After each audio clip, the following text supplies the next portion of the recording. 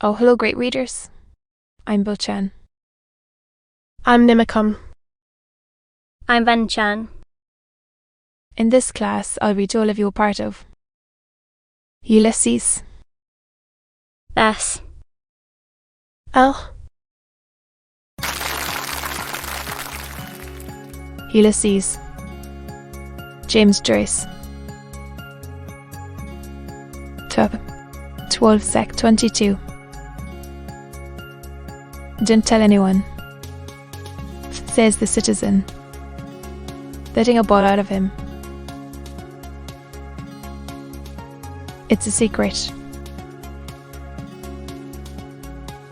And the bloody dog woke up and let a growl. Bye-bye all, says Martin. And he got them out as quick as he could. Jack Poor and Crofton, or whatever you call him, and him in the middle of them listen on to be all to see and up with them on the bloody jaunting car. Off with you, says Martin to the Jarvey. The mo quite often tossed his main end. Rising in the golden poop, the helmsman spread the bellying sail up on the wind and stood off forward with all sails set, the spinnaker to larboard.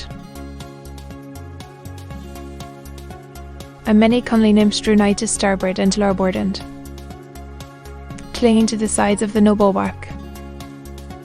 They link their shining foams as doth the cunning wheelwright when he fashions about the heart of his bow the equidistant rays whereof each one assisted another end. He binds them all with an outer ring and giveth speed to the feet of men when as they ride to hosting or contend for the smile of ladies fair. Even so did they come and set them, those willing nymphs, the undying sisters,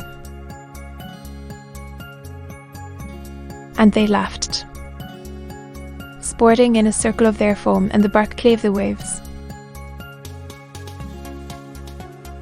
But Beagle was just lowering the heel of the pint when I saw the citizen getting up to waddle to the door, puffing and blowing with the dropsy, and he cursing the curse of Cromwell on him.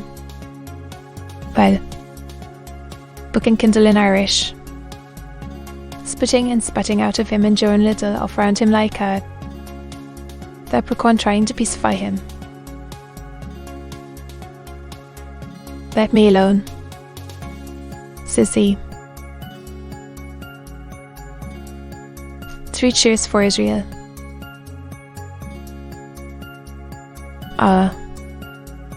Sit down on the parliamentary side of your arse for Christ's sake and don't be making a public exhibition of yourself. Jesus. There's always some bloody clang or other kicking up a bloody murder about bloody nothing. Harp. It'll turn the porter sour in your guts. So it would. And Mister, your fly is open. Mister. Mendelssohn was a Jew and Karl Marx and Mercadante and Spinoza. And the Saviour was a Jew and his father was a Jew. Your God. He had no father, says Martin. That'll do now. Drive ahead. Who's God? Says the citizen. Well, his uncle was a Jew, says he. Your God was a Jew. Christ was a Jew like me. Harp. The citizen made a plunge back into the shop. By Jesus, says he. I'll brain that bloody Jimin for using the holy name. By Jesus, I'll crucify him, so I will.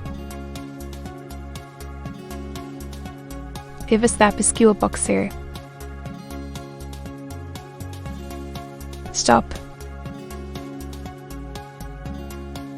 Stop,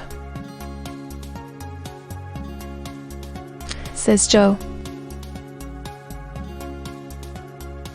A large and appreciative gathering of friends and acquaintances from the metropolis and Greater Dublin, assembled in their thousands to bid farewell to Natus goes Uram le Petit Barak. Late of Mess as Alexander Thoms, printers to His Majesty, on the occasion of his departure for the distant clime of South Almingspitchgully's Siggles Meadow of Mammering. Waters. The ceremony, which went off with great maclap, was characterised by the most affecting cordiality. An illuminated scroll of ancient Irish film, the work of Irish artists, was presented to the distinguished phenomenologist on behalf of a large section of the community, and was accompanied by the gift of a silver casket, tastefully executed in the style of ancient Celtic ornament, a work which reflects every credit on the makeos. Mrs. Jacob agus Jacob. The departing guest was the recipient of a hearty ovation, many of those who were present being visibly moved when the select orchestra of Irish pipes struck up the well-known strains of Come Back Dear End, followed immediately by Rax's March. Tauberwells and bonfires were lighted along the coastline of the four seas and the summits of the Hill of Health, Three Rock Mountain, Sugarloaf, Brayhead, the Mountains of Murn, the Gulties, the Rucks and Donegal and Sperrin Peaks, the Neggles and the Boggers, the Connemara Hills, the Reeks of Migelicty, Slieve Otty, Slieve Burno and Slieve Bloom. Amid cheers that rent the walk-in, responded to by answering cheers from a big master of henchmen on the distant Cambrian and Caledonian hills. The mastodon pleasureship slowly moved away, saluted by a final floral tribute from the representatives of the fair sex who were present in large number as well, as it proceeded down the river, escorted by a flotilla of barges. The flags of the ballast office and custom house were dipped in salute, as were also those of the electrical power station at the Pigeon House and the public light. Listen, Blitzer. Spartum. Listen, Blitzer.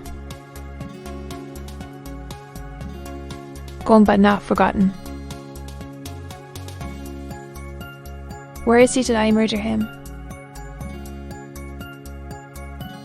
Annette and J. J. Paralysed with the laughing. Bloody wars, says A. I'll be in for the last gospel. But as luck would have it, the Jervy got the nag's head round the other. We enough with him. Hold on, citizen, says Joe. Stop. Biggie drew his hand and made a swipe and let fly. Mercy of God, the sun was in his eyes, or he'd have left him for dead. Up. He now sent it into the county Longford. The bloody eunuch took fright, and the old mongrel after the car like bloody hell. And all the populace shouting and laughing, and the old tin books clattering along the street. The catastrophe was terrific and instantaneous in its effect. The Observatory of Dunsink registered in all 11 shocks, all of the 5th grade of Mercalli's scale, and there is no record extent of a similar seismic disturbance in our island since the earthquake of 1534, the year of the rebellion of Silken Thomas. The epicenter appears to have been that part of the metropolis which constitutes Thins. Keyword and parish of St. Midge covering a surface of 41 acres. 2 roods and 1 square pool or perch. All the lordly residences in the vicinity of the Palace of Justice were demolished, and that noble edifice itself, in which at the time of the catastrophe important legal debates were in progress, is literally a mass of ruins beneath which it is to be feared all the occupants have been buried alive. From the reports of eyewitnesses, it transpires that the seismic waves were accompanied by a violent atmospheric perturbation of cyclonic character. An article of head garrisons ascertained to belong to the much respected cloak of the Crown and Peace Mr. George Futchell in a silk umbrella with gold handle with the engraved initials Cret, coat of arms and house number of the erudite and worshipful chairman of Quarter Sessions, Sir Frederick Falconer, Recorder of Dublin, have been discovered by search parties in remote parts of the island respectively. The former on the 3rd basaltic ridge of the Giant's Causeway, the latter embedded to the extent of 1 foot 3 inches in the sandy beach of Holy Open Bay near the old head of Kinsale.